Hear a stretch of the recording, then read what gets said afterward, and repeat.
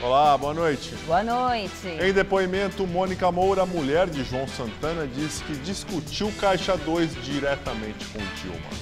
O casal de marqueteiros do PT falou hoje dentro do processo que pode caçar a chapa Dilma Temer. O juiz Sérgio Moro deve prorrogar o depoimento do ex-presidente Lula em ação sobre o triplex. A Polícia Federal argumenta que precisa de tempo para organizar a segurança em Curitiba.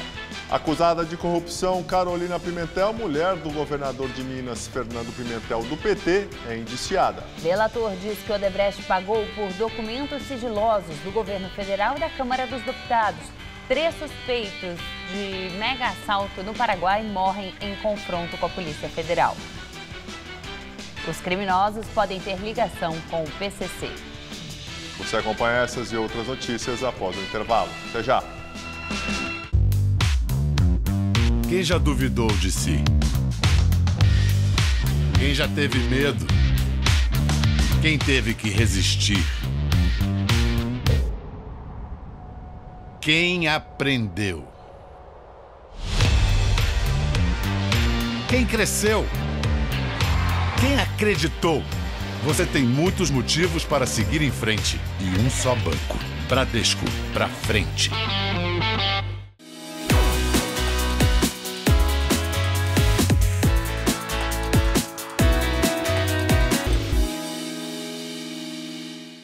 Eu não tenho dúvidas de que quando você estuda, você se aprofunda, você cria novos debates, isso agrega muito no seu dia a dia. Você começa a simular problemas em sala de aula e isso faz toda a diferença. A gente nunca sabe o que vai acontecer no futuro, então quanto mais preparado a gente estiver, melhor. Eu escolhi a Casper Libero pela tradição, pela localização, a Avenida Paulista facilita muito, então eu acho que a Casper tem um nome no mercado, tem uma credibilidade, professores de excelente nível e isso te agrega tanto que é uma satisfação incrível pra gente. Por isso, eu sou Casper. Somos todos Casper. Transparência, redução de gastos e participação do cidadão. Desde o começo do ano, os trabalhos já estão a todo vapor na Câmara Municipal de São Paulo. Já foram implantadas 3 CPIs. A dos grandes devedores, que apura o porquê da não quitação de impostos com a cidade, a CPI da migração e a CPI da violência contra as mulheres. E também aprovou em tempo recorde a lei da pichação, para tornar a cidade mais linda. É a Câmara Municipal trabalhando para melhorar a vida de quem já vive aqui e a de quem ainda nem chegou. Love me tender, love me sweet. Hoje o Todo Seu faz uma homenagem a um homem que marcou a história da música brasileira. Gerry Adriani. Love me tender, love me true. Relembre os principais momentos de sua carreira e os sucessos que embalaram uma época, com a presença do jornalista Marcelo Frois e dos cantores Silvio Brito e Vanderlei Cardoso. Eu convido você a participar desta verdadeira oração pelo nosso amigo, na forma desta singela homenagem. Todo Seu, especial Gerry Adriani. Hoje, 10h30 da noite.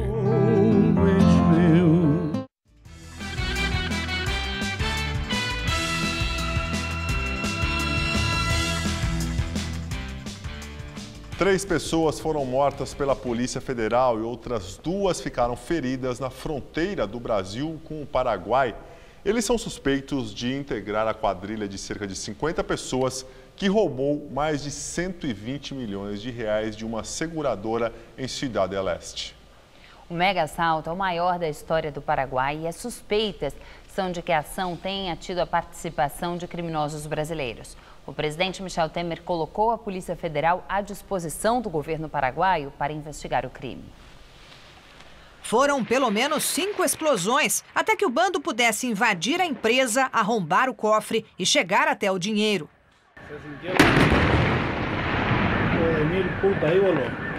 Eram ao menos 30 homens armados com fuzis, metralhadoras e granadas. A sede da Prosegur, em Cidade del Este, fica a 4 quilômetros da Ponte da Amizade, na fronteira com Foz do Iguaçu, no Paraná. Na fuga, com o equivalente a 120 milhões de reais, os assaltantes incendiaram 15 carros e atiraram contra prédios para dificultar a aproximação da polícia. Um agente paraguaio que fazia a segurança particular para a transportadora foi morto e outras 4 pessoas teriam ficado feridas no tiroteio.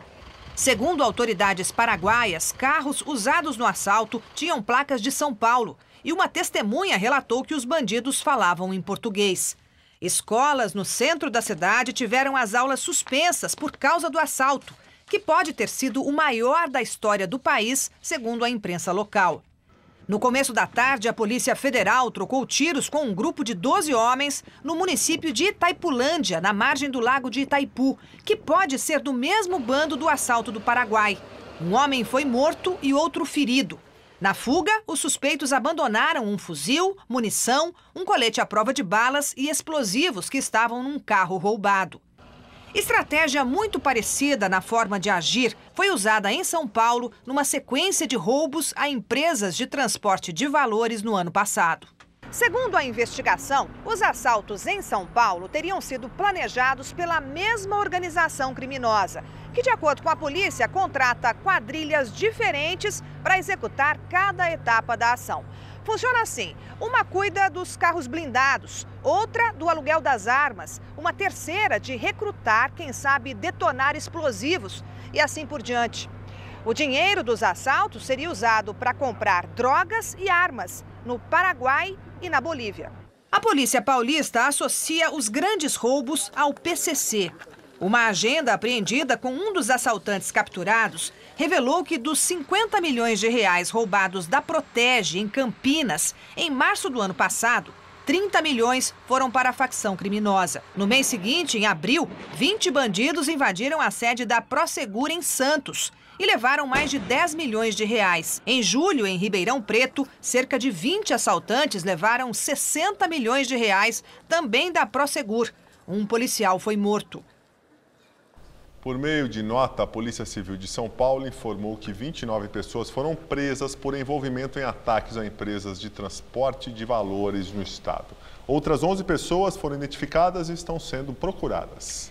Segundo a Polícia Civil, a Delegacia de Investigações Gerais de Santos recuperou uma parte do dinheiro do caso acontecido na cidade e foram apreendidos armas, malotes e munições. Já na ocorrência de julho do ano passado, em Ribeirão, 2 veículos foram apreendidos, além de dinheiro e explosivos usados na ação. Polícia Federal indicia a mulher do governador de Minas Gerais, Fernando Pimentel, do PT. Carolina Pimentel foi indiciada por corrupção, lavagem de dinheiro e crime eleitoral dentro da Operação Acrônimo. A operação apura um esquema de lavagem de dinheiro em campanhas eleitorais e recebimento de vantagens indevidas por parte de agentes públicos. No caso de Carolina Pimentel, a polícia investiga se ela manteve uma empresa de fachada no Distrito Federal que teria sido usada para movimentação financeira indevida. Além da primeira-dama de Minas, também foram indiciados os secretários da Casa Civil, Marco Antônio Rezende Teixeira, e o secretário de Planejamento e Gestão, Elvésio Magalhães. 2 executivos, Antônio Maciel, ex-presidente da CAOA, e o presidente do Grupo Aliança, Elon Gomes, também foram indiciados. O governador Fernando Pimentel, do PT, também é investigado na Operação Acrônimo. Ele é suspeito de ter utilizado os serviços de uma gráfica durante a campanha eleitoral de 2014, sem a devida declaração dos valores. O petista é acusado ainda de ter recebido vantagens indevidas do proprietário dessa gráfica, o empresário Benedito Oliveira, conhecido como Bené.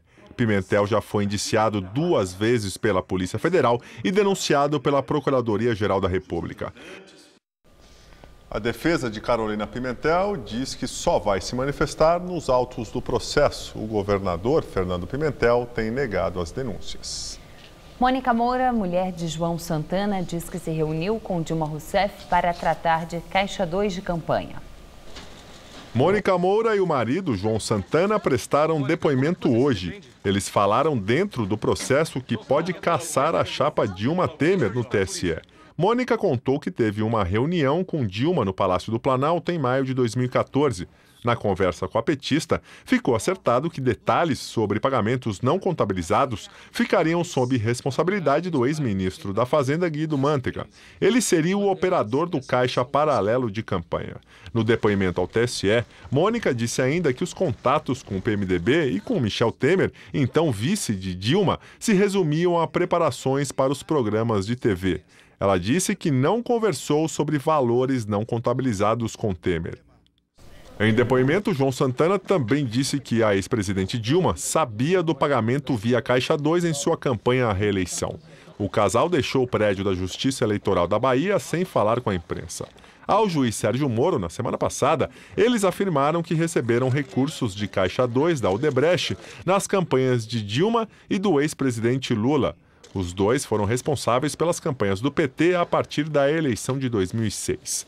A ação no TSE, que pode levar à cassação do mandato de Temer e deixar Dilma impedida de assumir cargos públicos, foi proposta pelo PSDB, que alega que houve abuso de poder político e econômico na disputa de 2014.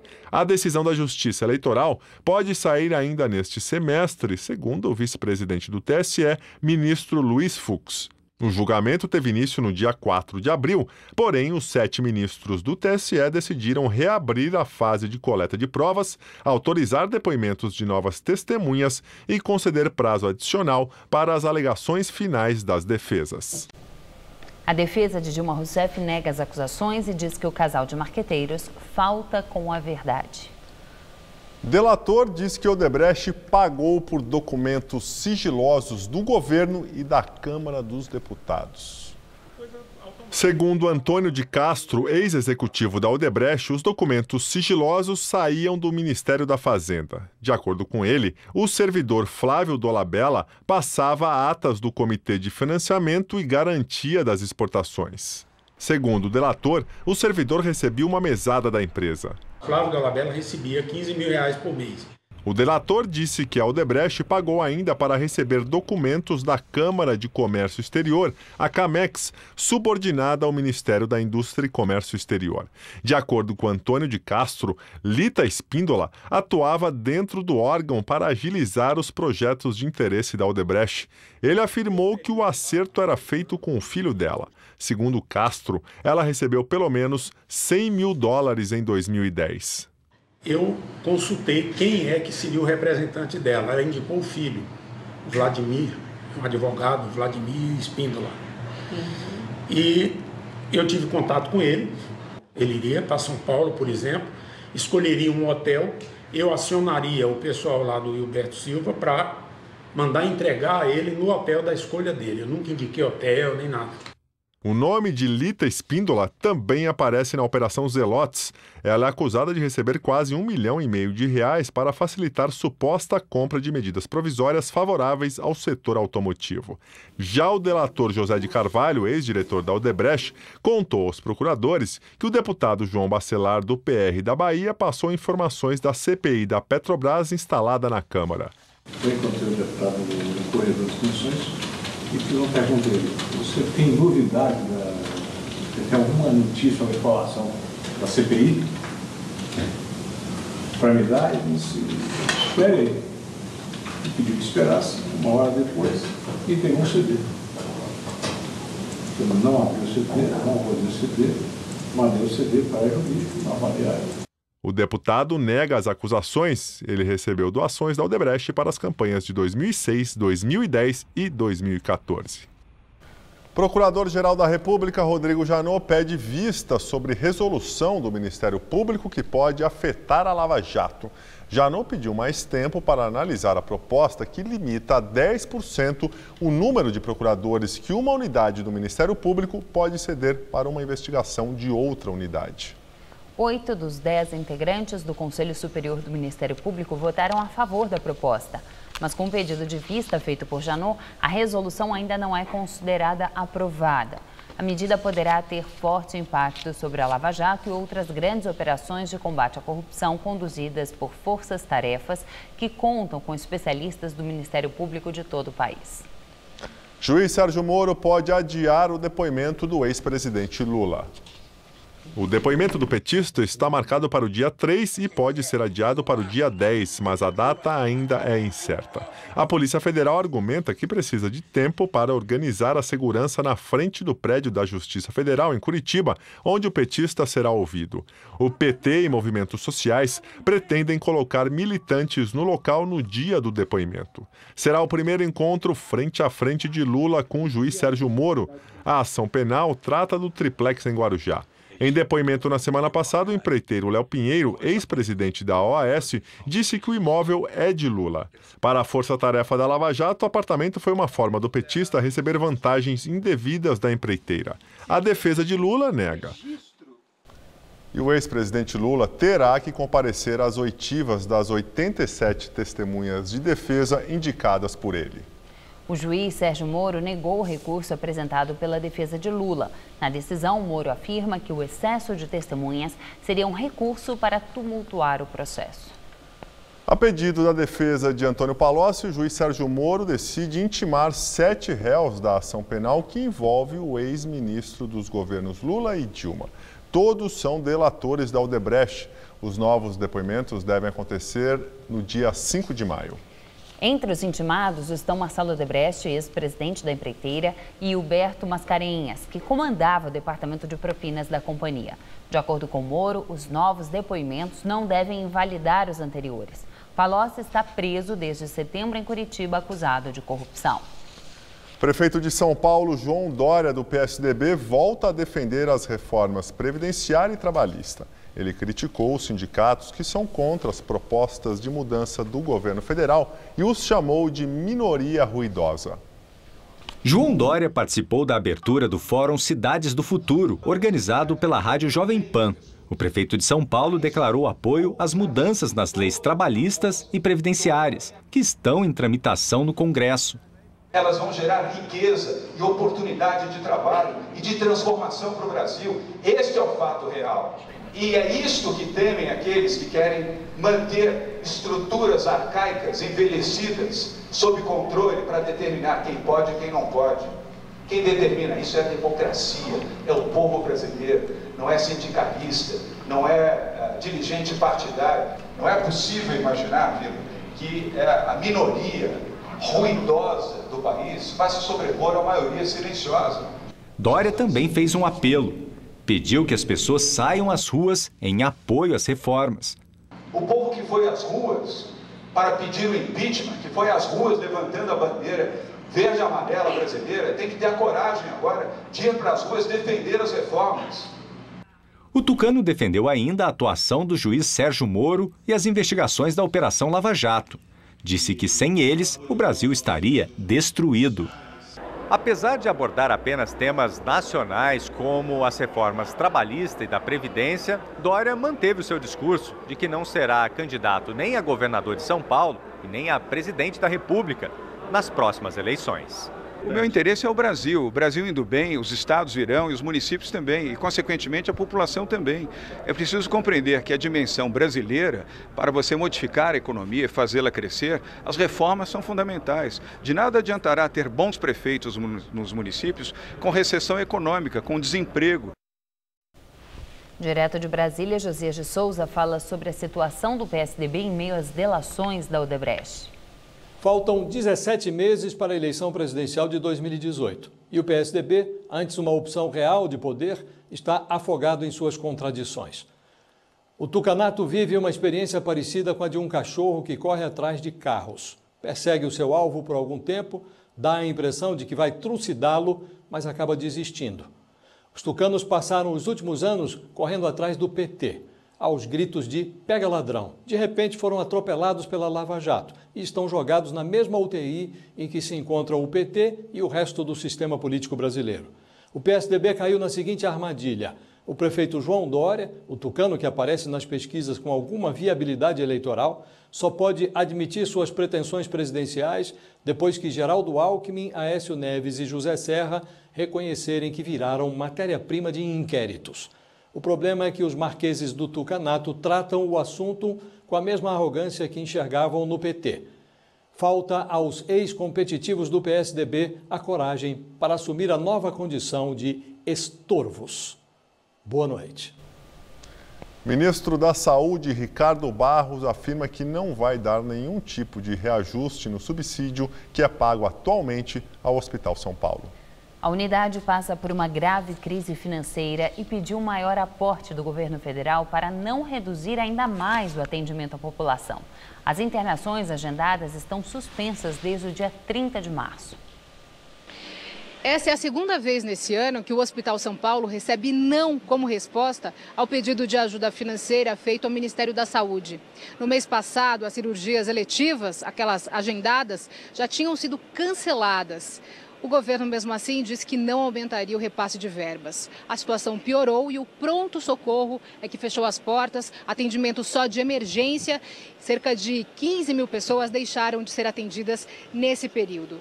Com uma dívida de 160 milhões de reais com bancos e fornecedores, a direção do hospital já declarou que pode sim fechar as portas. O aumento de pacientes que deixaram planos de saúde e a alta nos preços de insumos e de medicamentos seriam os principais problemas para a crescente dívida do hospital. Nesta segunda-feira, o ministro da Saúde, Ricardo Barros, voltou a dizer que não vai aumentar o subsídio ao Hospital São Paulo, que é o principal centro de alta complexidade da Zona Sul da capital paulista. O Hospital São Paulo tem o SEBAS, tem a tabela SUS, tem 250, metade da sua força de trabalho paga pelo governo federal e tem mais o REUF, que é um recurso dos hospitais universitários de 40 milhões por ano. Então, eu não tenho como ajudar mais quem já tem muito mais do que os outros. Okay. Se eles têm dificuldade, imagina todos os demais. 3 soldados do Exército morreram afogados na tarde de hoje em um lago de Barueri, na Grande São Paulo, durante um treinamento da corporação em um quartel. Segundo nota do Comando Militar do Sudeste, os 3 militares estavam em instrução oficial e participavam de atividade prevista no treinamento de combate básico das Forças Armadas. Os nomes das vítimas serão divulgados à imprensa depois de as famílias serem comunicadas. Um inquérito policial militar será instaurado para levantar as causas dos afogamentos. A semana começou com sol, mas agora à noite a temperatura caiu e esfriou. A sensação térmica é de 16 graus, ou seja, 3 graus abaixo do registrado oficialmente. Vamos à previsão para amanhã com Mariana Armentano.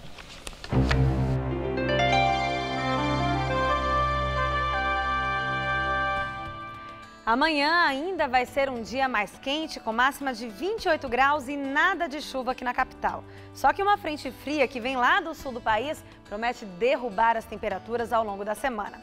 Olha como vai esfriar. Na quarta-feira, as temperaturas devem ficar entre 18 e 26 graus, com chuvas a partir da tarde. Na quinta, esfria mais. Teremos mínima de 17 e máxima de 21, com o tempo bem fechado. E aí, na sexta-feira, a previsão é de mais frio ainda. Mínima de 14 e máxima prevista só de 19 graus por aqui. Em Brasília, o presidente Michel Temer recebeu o primeiro-ministro espanhol Mariano Rajoy. Os dois defenderam reformas e a aproximação do Mercosul com a União Europeia. Mariano Rajoy chegou ao Palácio do Planalto de manhã. Michel Temer e o primeiro-ministro da Espanha participaram de uma reunião com os ministros e empresários brasileiros e espanhóis. Depois do encontro, Temer discursou e defendeu as reformas que vem propondo, usando como exemplo o país europeu. Nós estamos fazendo uma modernização da legislação trabalhista, estamos fazendo uma reformulação da Previdência Social, questões que foram tratadas ao longo do tempo na Espanha, mas de maneira até mais ou menos recente. E o presidente Rajoy teve a oportunidade de me dizer e de dizer a todos das dificuldades naturais que ele enfrentou, de naturais observações, muitas vezes objeções e muitas vezes até protestos que se verificaram, mas que fizeram a Espanha renascer. Rajoy reconheceu as dificuldades em reformas estruturais e afirmou que as medidas são recompensadas a médio prazo. Ele também demonstrou preocupação com a crise política e econômica na Venezuela. Rajoy disse que é preciso devolver a palavra e a soberania ao povo venezuelano. A Espanha é o segundo maior investidor do Brasil. Hoje, os dois chefes de Estado assinaram alguns acordos, como a revitalização da Bacia de São Francisco e o compartilhamento de experiências de conservação de recursos naturais. Mariano Rajoy ainda vem para São Paulo antes de seguir viagem pela América Latina.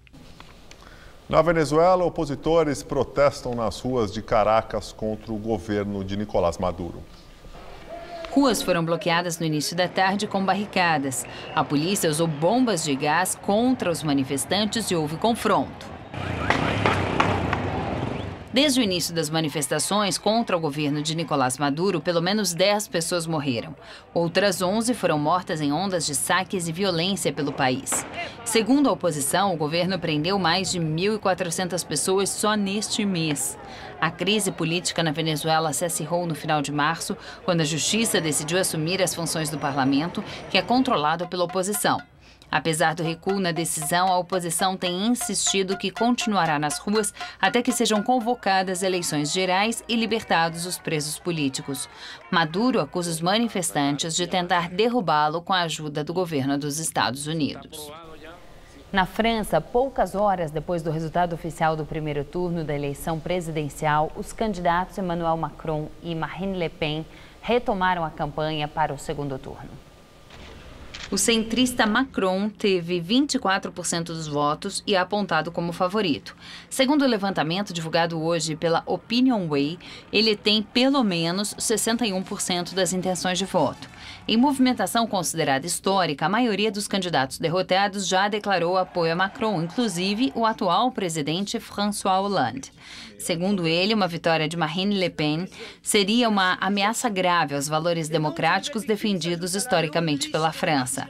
Le Pen, que teve 21,4% dos votos, comemorou o bom desempenho e já partiu para o ataque contra Macron, afirmando que ele não tem pulso nem liderança para lidar com o país sob constante ameaça terrorista.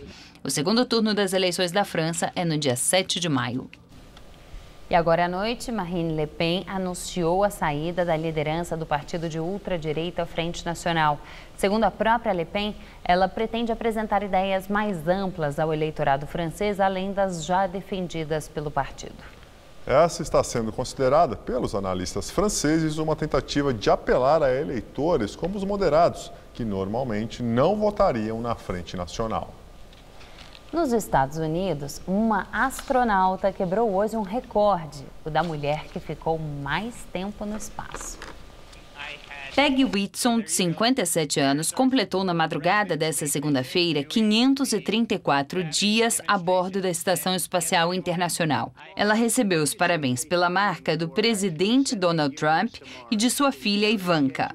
No comando da Estação Espacial Internacional desde 2008, este não é o primeiro recorde de Peggy Watson em sua carreira como astronauta da NASA. Ela já detinha os recordes de mulher que ficou mais tempo no espaço e com o maior número de caminhadas espaciais.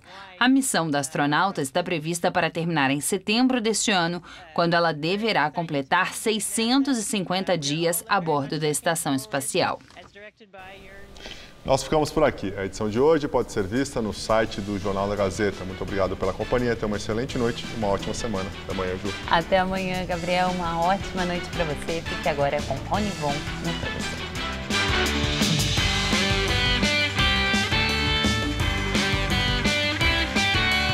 O Gazeta Esportiva comenta tudo sobre o Paulistão, de segunda a sexta, 6 da tarde.